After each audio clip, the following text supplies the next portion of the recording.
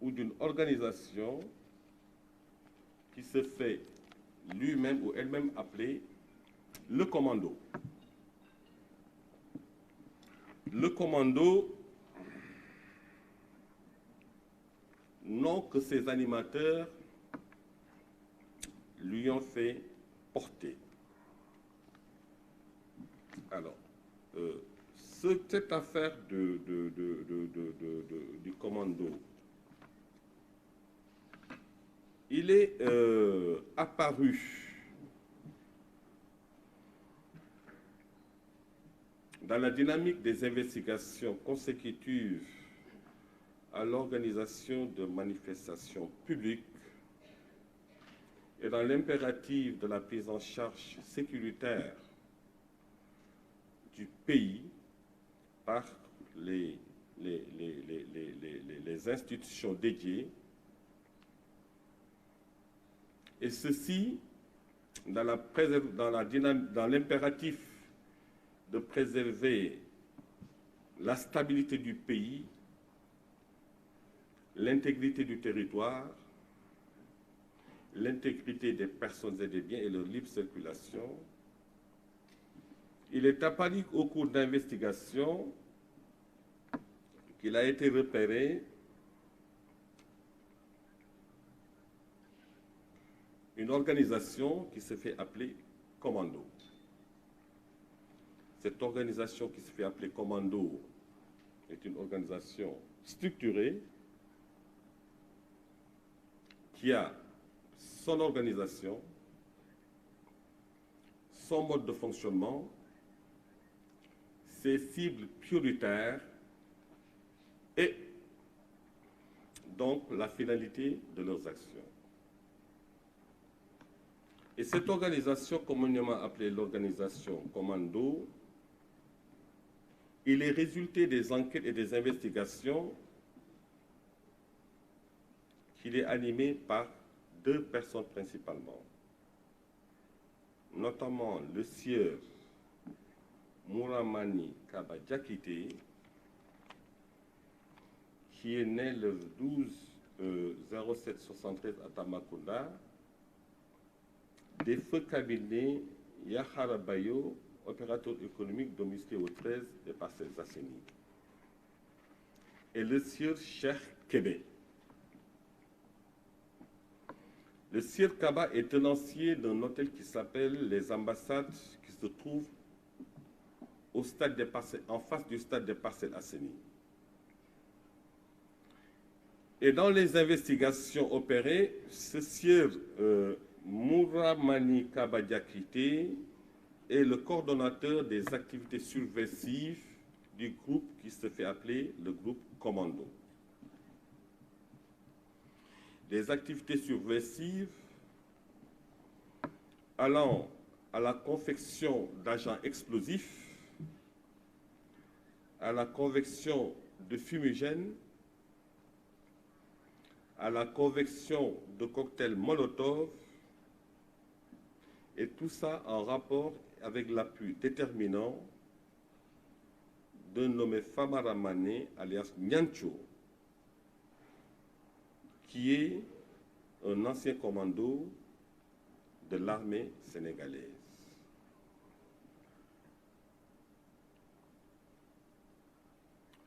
Vous remarquerez que je ne peux pas aller dans certains détails de cette procédure parce qu'il s'agit de faits mettant en jeu la stabilité du pays, l'intégrité de son territoire et la protection des biens et des personnes. Et ce que je partage avec vous, il est résulté des investigations qui ont été menées par les chevronnés enquêteurs et consignées sur procès-verbal régulier.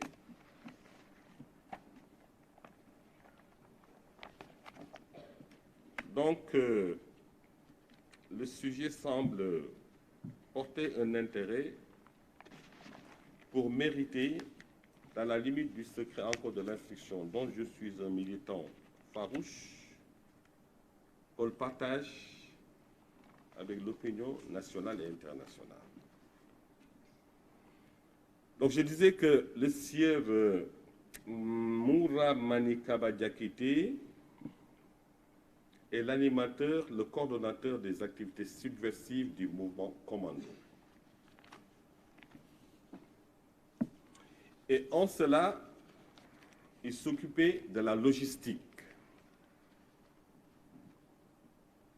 allant jusqu'à recruter et faire confectionner des outils et des instruments qui pourraient permettre, en cas de manifestation, d'annihiler, sinon de faire retarder les capacités d'intervention des forces de défense et de sécurité en dressant des herses sur le passage. Si peut-être vous avez suivi, il y a peut-être un peu plus d'un an, en tout cas c'était après les événements de mars 2021, la presse a relayé l'arrestation de certaines personnes qui semblent être a priori anodins, des menuisiers métalliques à hauteur des parcelles assainies, qui fabriquaient des herses. Et donc tout ça rentrait dans le cadre de stratégie pour disposer d'éléments pouvant, le cas échéant, en cas de forfait, annihiler ou plutôt retarder l'intervention des forces de l'ordre. Et ça, il le faisait en parfaite intelligence à la tête de ce groupe avec un de ses lieutenants qui a été identifié au nom de Famara Mané, communément appelé Nyancho, qui est un ancien combattant de l'armée, et Cheikh Kébé. Cheikh Kébé, auxiliaire gendarme, ancien auxiliaire gendarme, et leur intention était carrément de mener des actes subversifs et d'installer le chaos. Et le process était de chercher à ériger des barricades par la convection de herses. Le process était de fabriquer des engins explosifs qu'ils pourraient utiliser à l'occasion de manifestations publiques. Et l'enquête a permis d'établir une connexion réelle entre ce groupe du commando et l'ancien groupe dont on avait parlé et qui sont actuellement l'objet d'action qu'on appelle force spéciale. Parce qu'il est révélé de l'audition de Famara Mané alias Nyancho qu'une partie des explosifs ayant servi aux événements de mars 2021 a été gardée par ses soins. Et quand le sieur Moura Manikaba a été interpellé, il s'était empressé d'aller les cacher dans le territoire, dans le département de Mbour. Et l'enquête a pu établir cela. Toujours au titre de cette organisation, il y a le nommé Djiba, qui travaille en parfaite intelligence avec Famara Mané alias Nyancho, parce que ce Djiba est rompu dans la fabrication d'explosifs.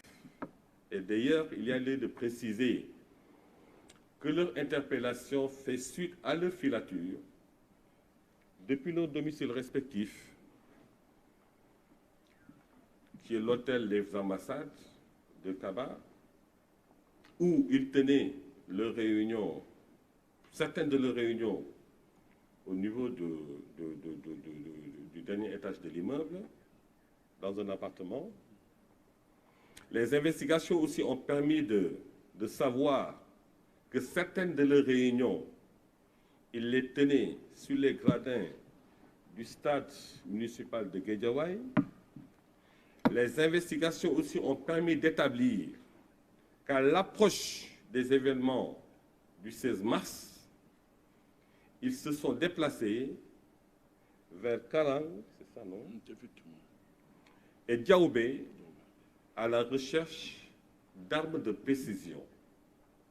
Parce qu'ils étaient détenteurs d'une lunette de précision qui leur permettrait de cibler et d'atteindre des cibles très pointues. Mais cette lunette de précision va naturellement avec une arme, et l'idée était d'aller le chercher vers Diaoubé ou bien à Karang. L'enquête a permis de le suivre jusqu'à cela. Vous me dites quid de la lunette? Il l'aurait achetée, enfin, sa provenance aurait été identifiée au Burkina Faso. Et donc, c'est en pleine phase de préparation d'opération. Quelque part, vous aurez entendu qu'il a été évoqué des arrestations préventives, que le dilemme était là. Faut-il en arriver au 16 mars et constater les dégâts en les laissant faire? Ou faut-il, à ce niveau de commencement d'exécution, procéder à leur interpellation pour préserver la sécurité des biens et des personnes? Vous conviendrez avec nous que la deuxième option reste une évidence. Et c'est dans ces conditions qu'ils ont été interpellés. Le Sir Moura Manakaba en premier, le Sir Pape Famara Nukuma Mane alias Nyanto en second. Et son comportement a été révélateur parce que dès qu'il a été approché par les forces de défense et de sécurité, il s'est défaussé de son téléphone qu'il aurait remis à son épouse Diba. Parce que certainement, ayant certain que son téléphone compromettait des éléments compromettants en rapport avec l'entreprise d'insurrection. Et c'est donc ce qui a prévalu à leur interpellation. Plus tard, les investigations ont permis d'interpeller d'autres membres du groupe, notamment le sieur Sébastien Sagna, qui est gérant de l'entreprise Sécurité Sinaï. Ce Keba Sagna avait pour rôle de recruter des jeunes, de les préparer au maniement de certains agents explosifs et de les distiller sur l'ensemble de la région de Dakar, sur les différents points de tension pour mener le chaos.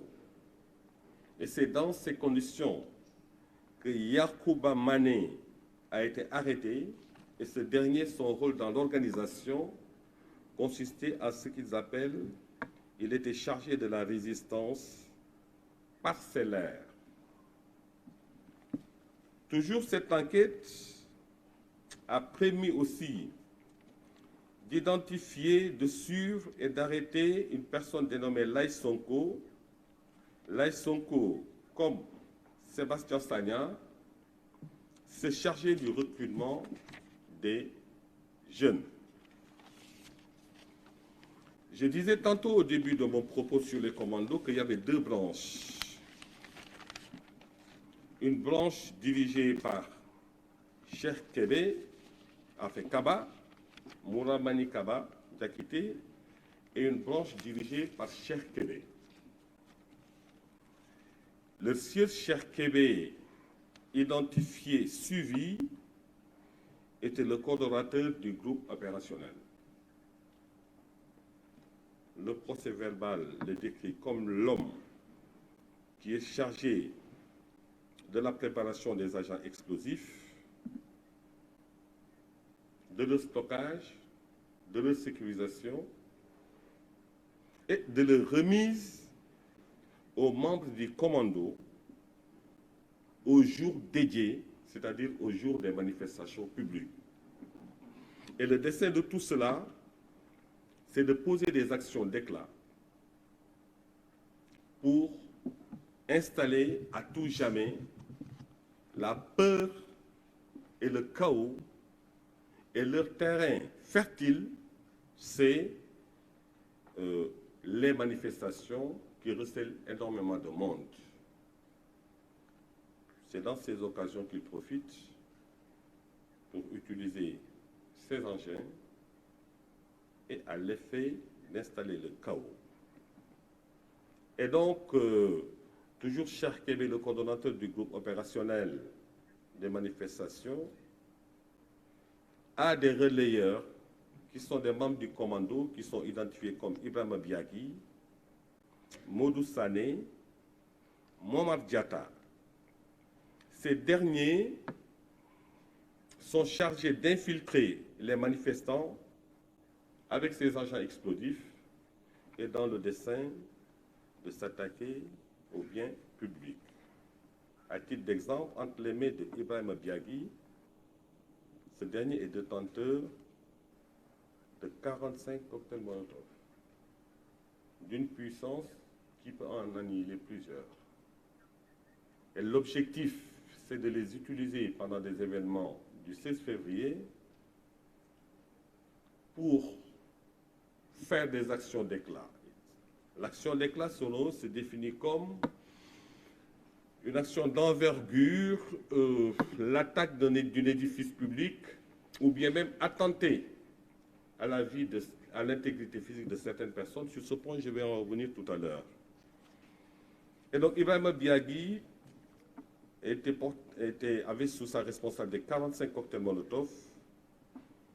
Il a d'ailleurs travaillé en rapport avec Mamadou Sané, qui a eu à donner l'ordre à un certain Abdou Diakhaté d'aller transporter, lui amener 20 litres d'essence en vue des manifestations pour empêcher la tenue du procès de Ousmane Sonko. Et toujours dans le cadre de cette enquête sur les forces spéciales, sur le commando, il a été interpellé le sire Pape Baba Diaw. Pape Baba Diaw, de même qu'Abdou Karim Bey. Pape Baba Diaw et Abdou Karim Bey ont été interpellés dans le département de Rufisque, où leur audition et l'exploitation de leur téléphone de marque Samsung Galaxy et Samsung Dios révèlent qu'ils sont les coordonnateurs et les planificateurs des actions subversives dans le département, en fournissant notamment à certains commandos des agents explosifs. Et l'enquête aussi a permis d'établir que ce sont eux qui leur indiquaient les cibles et leur donnaient le mot d'ordre en cas d'action. Ils ont été interpellés. Sous ce rapport toujours, à Rufisque, à Pékin-Guédiawaye,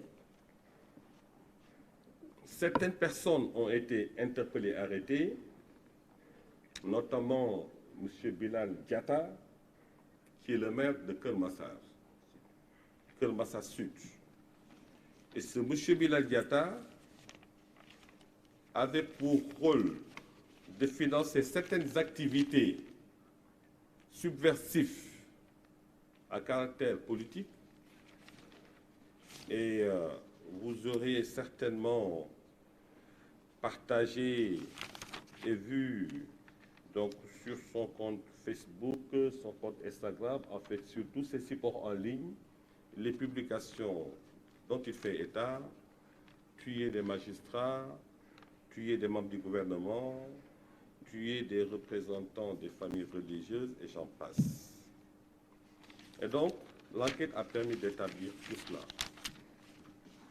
Et c'est sous ce rapport, d'ailleurs, que différentes victimes de structures privées ou publiques entendues, notamment le directeur de l'Académie qui a eu à évaluer son préjudice, le représentant d'Auchan, le représentant de Total Énergie ont été entendus. Et c'est ce qui nous a amenés à procéder au déferment de 4 personnes que sont Mouramani Kaba Diakité, Famara Nunkouma Mané, Pape Baba Diaw et Abdou Karim Bey. Ils ont été déférés parce que faisant membre ou animateurs ou coordonnateurs du groupe qu'on appelle Commando. 4 ont été interpellés sur 23 autres personnes. Donc au jour d'aujourd'hui, 19 personnes identifiées sont actuellement recherchées sur l'ensemble du territoire national et font partie du groupe Commando. J'ai là les noms, j'ai les numéros de téléphone, j'ai les derniers lieux de localisation, mais il me semble, au stade actuel de nos investigations, ne pas en donner plus de détails pour ne pas gêner le travail de terrain de nos enquêteurs. sous réserve que mes collaborateurs puissent m'indiquer une autre piste. Alors, après le déferment de ces 4 personnes pour des faits d'association de malfaiteurs terroristes, atteinte à la sûreté de l'État, actes et manœuvres de nature à compromettre la sécurité publique et à occasionner des troubles politiques graves, destruction de biens publics et privés, incendies criminels, ils ont incendié des bus, des stations-service, vols, pillages, meurtres, faits prévus par les articles 112 à 84 et 279.1 à 7 du Code pénal. Une information judiciaire sera offerte par les soins du procureur de la République et du tribunal de grande instance de Dakar, territorialement compétent, afin que le juge d'instruction puisse, dans le cadre de la poursuite de ces investigations, nous renseigner davantage sur le modus operandi, l'objectif et le mode de fonctionnement de cette organisation.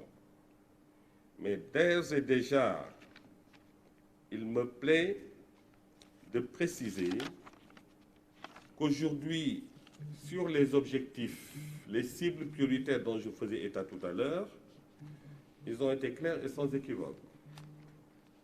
Les cibles prioritaires, c'est porter atteinte à l'intégrité physique, à la vie de certaines personnalités publiques, dont la pudeur aujourd'hui m'interdit de les prononcer nommément. J'ai les listes, j'ai les noms, et ces personnalités publiques sont de la justice, ces personnalités publiques sont de l'appareil d'État, ces personnalités publiques sont des milieux maraboutiques, et ces personnalités publiques sont même du milieu de la presse.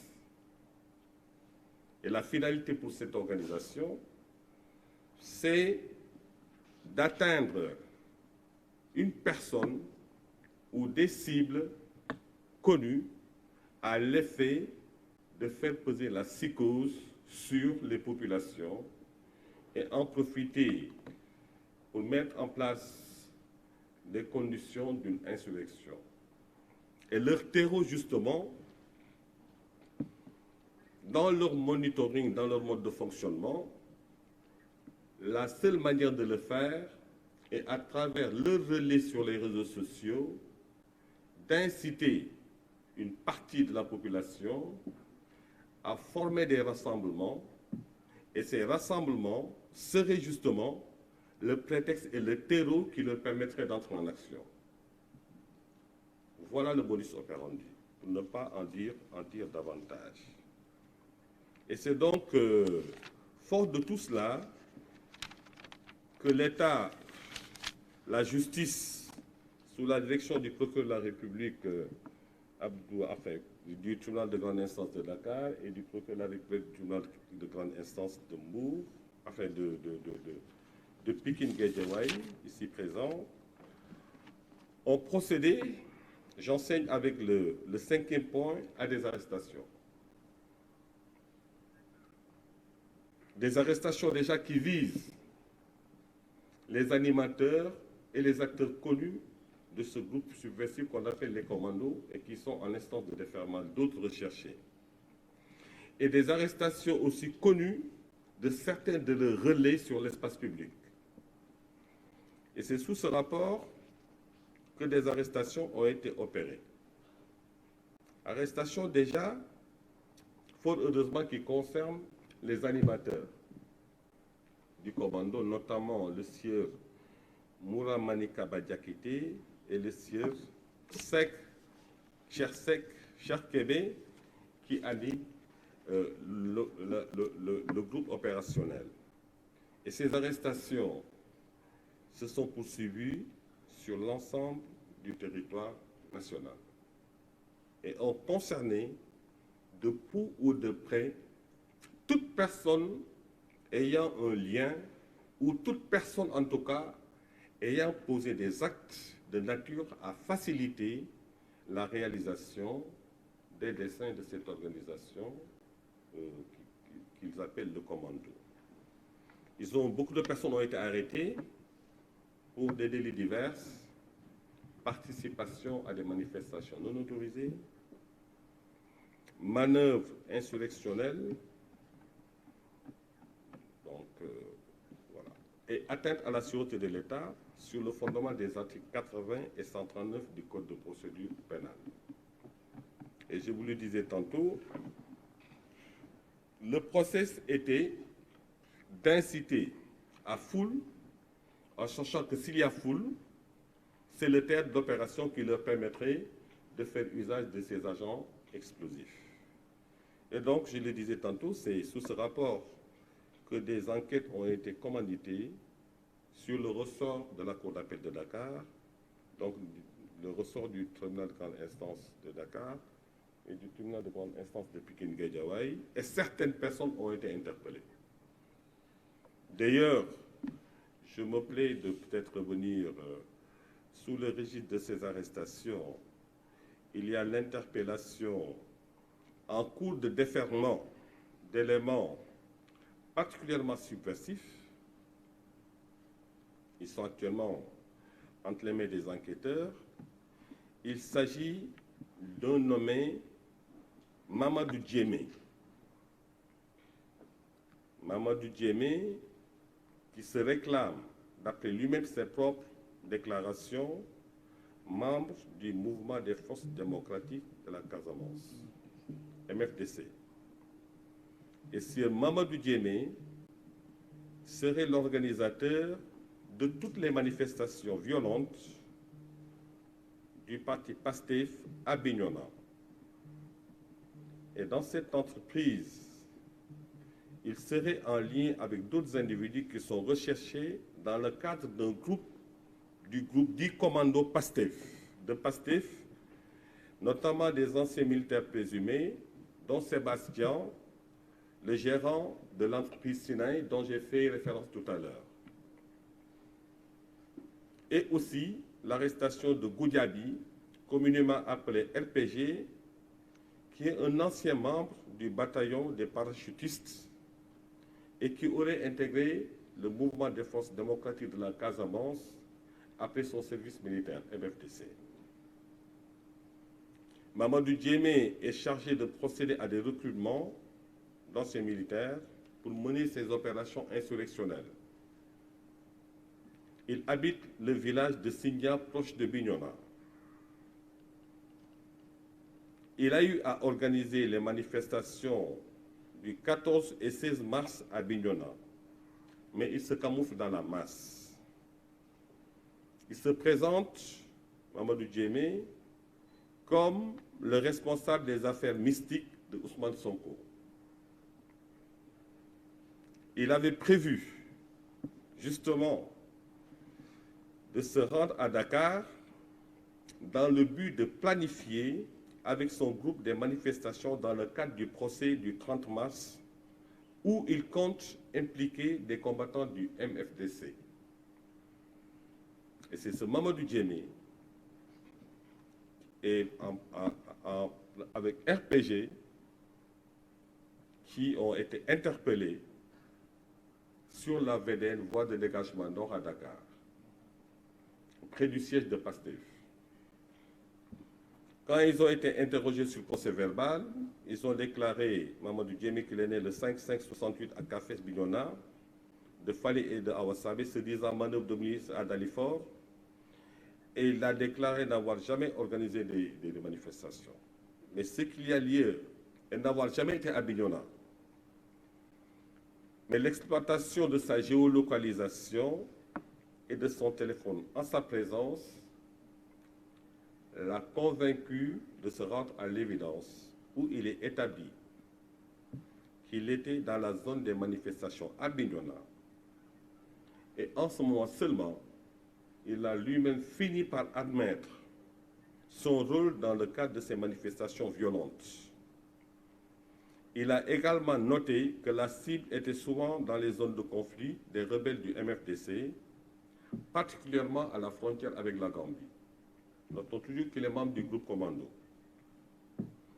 Il est de la zone sud et est venu en renfort à Dakar dans la perspective des actes subversifs qui devaient être posés en vue du 30 mars. Lui-même a déclaré qu'il est en charge de la massification et de l'organisation de PASTEF, Tengori. Tengori, c'est une localité qui se trouve dans la zone sud, je pense. Ainsi, il dit, soutient-il, le jour de ces manifestations, il a quitté son village Tengori vers 7 h pour se rendre à Bignona, où il est resté jusqu'à 18 h. Selon lui, cette manifestation avait été planifiée à travers le groupe WhatsApp appelé PASTEF Tengori, avec les nommés Youssouf, Khadi Sané, Idrissa Sagna, Aliou Badji, coordonnateur du PASTEF à Tengori. Alors, toutes choses qui font que l'exploitation des données contenues sur son téléphone portable a permis de le confondre, où il explique que les agents d'explosifs, les cocktails Molotov, il en est détenteur.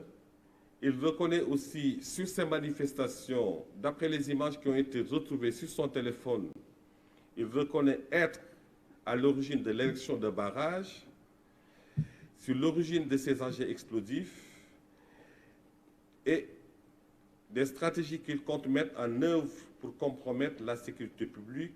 Le Mamadou Diémé a déclaré, sans convaincre, qu'il ne les retrouve plus.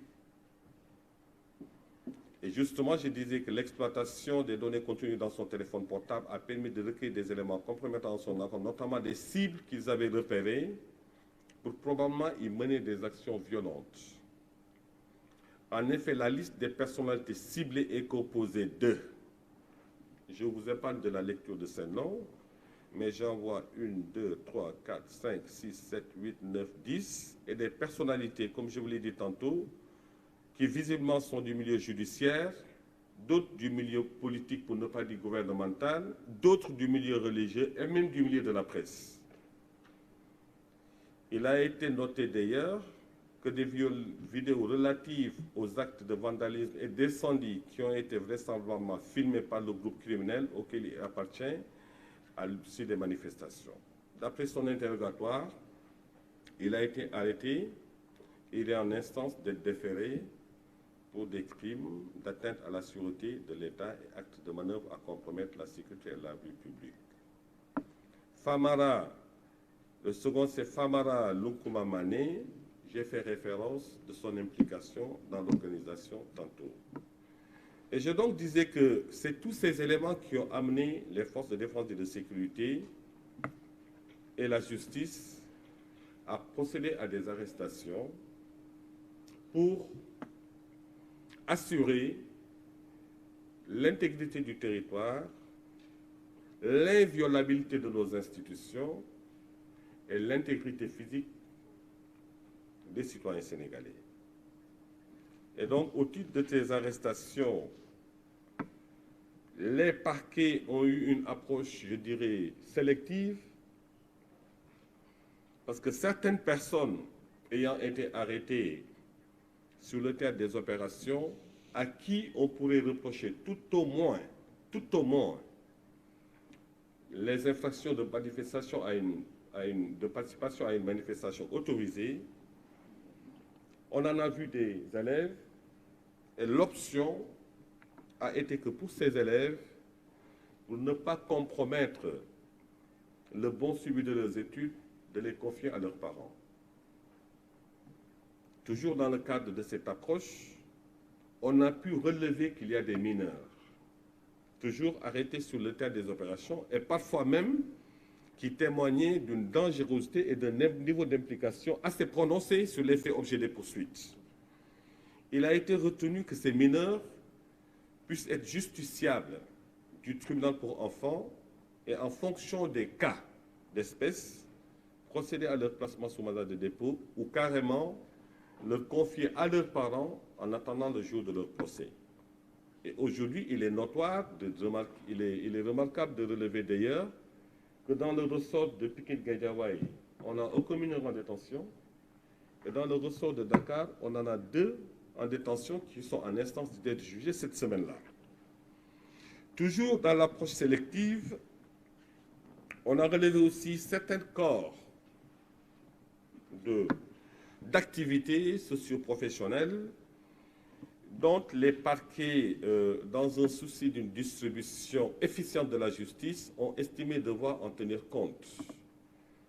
Sous ce rapport, vous n'êtes pas sans savoir que le Sir Wali Ngomdour, Wali Bodjan, qui est inspecteur des impôts et domaines, est membre de la garde rapprochée du Sir Ousmane Sonko, pour préserver son emploi là, pour préserver donc la poursuite de ses activités professionnelles, l'autorité de poursuite a estimé devoir l'inculper et de le soumettre au port du bracelet électronique.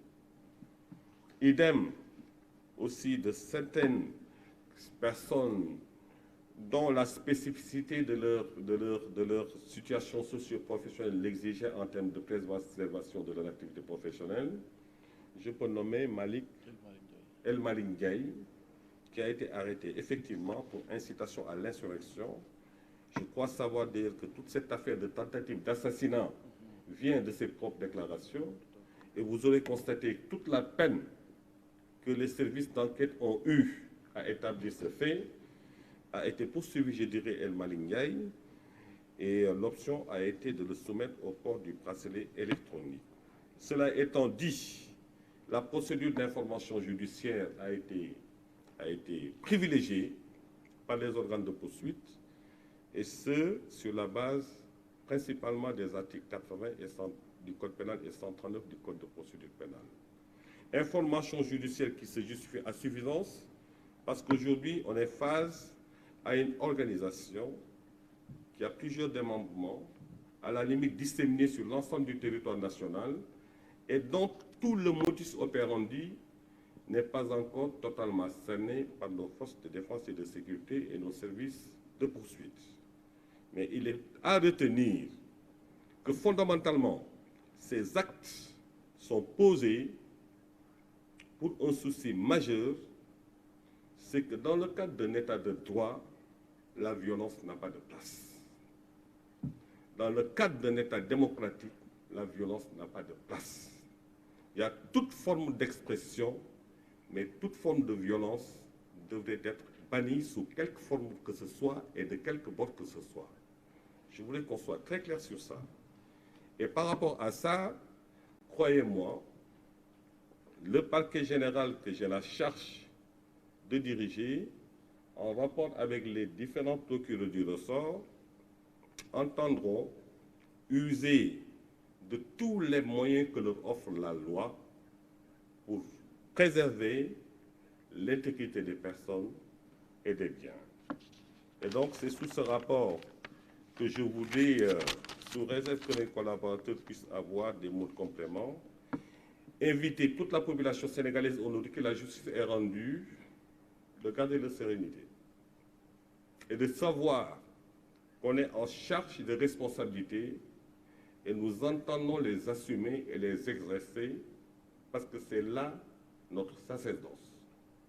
Faire respecter la loi dans le cadre d'un état de droit et donner corps à l'intention du Sénégalais qui a été transcrit dans des lois par la représentation nationale. La mission du magistrat, c'est de dire le droit et de faire respecter la loi. Et aujourd'hui, tous les organes que la loi offre aux différents parquets